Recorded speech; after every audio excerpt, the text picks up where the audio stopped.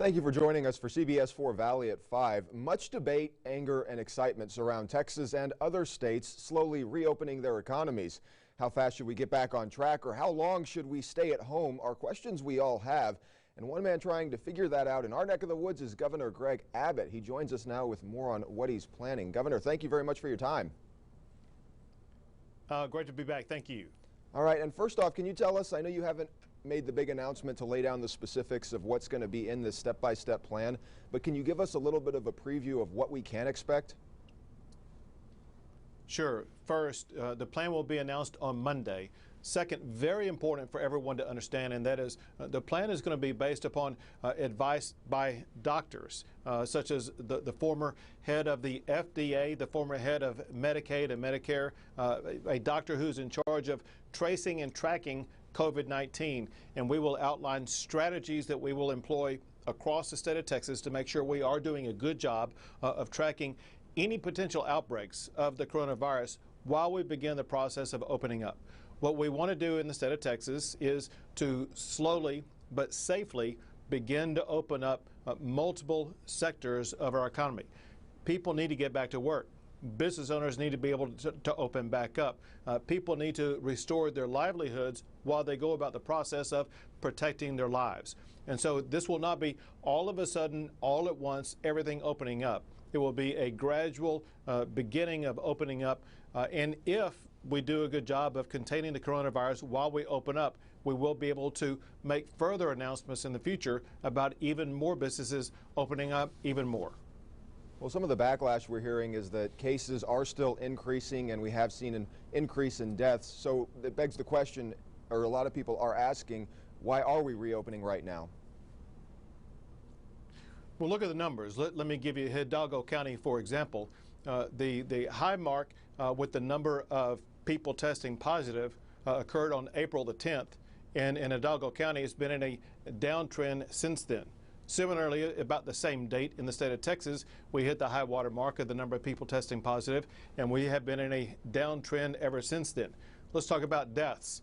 If you want to look at Texas, Texas has one of the lowest death rates in the United States. Texas, altogether through the entire time of this pandemic, we have lost fewer lives altogether than in what New York they've lost in just one single day. But the good thing is our death rate is going down. Of course, any death is far too many, but we are experiencing far fewer deaths. And if you look at it on a per capita basis, Texas may have the lowest number of deaths of any state in the United States. And get this, Texas ranks number 2 in the United States for the number of people who have recovered from the coronavirus. These are people who tested positive for COVID-19. More than 8,000 people who tested positive for COVID-19 have now recovered from that infection. And in a new study, the Institute for Health Metric and Evaluation, and the reason I bring this one up is because it was cited by the White House, they say that Texas shouldn't reopen until June 7th. What's your response to that? Well, I talked to one of those doctor advisors of the White House last night, Dr. Birx, and I provided her all the details of the plan that I was considering opening up. And she said, and I quote, "That is a great plan." And so we made sure that we were being consistent with not just the 4 medical advisors advising me, but also the advisors advising the White House and those who are setting the policy for the United States of America. They said that the plan that we are considering using, that we will be announcing next week, is a good-looking plan. All right, and I want to get your response to some of this. I saw an article that said there's a salon in Dallas that's going to reopen. There's a restaurant in Houston that wants to reopen, and they say they want to do it regardless of what the guidelines are. They're just going to go ahead with it. What was your response to something like that? Well, what we will do on Monday is announce what the plans are going forward. The plans will make announcements about different types of establishments that are able to open up. Understand this, and that is if there are establishments who receive a license from the state of Texas to operate, and if they act inconsistent with the statewide order, they're going to lose their license. And so they may open for a day, but they will be put out of business forever if they were to act contrary to what these standards are. Understanding this, these standards are intended to help these businesses get up and running for the long run in a way that will keep our citizens safe. We know they want to get back to work. We want to enable them to get back to work. And if we can follow this plan, they're going to be back to work really quick, able to make money like they used to make.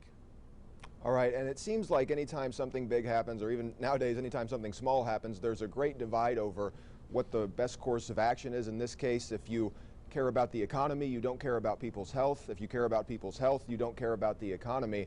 But I guess my argument would be they're kind of the same thing and they're intertwined and they can't really be separated. What do you say to that?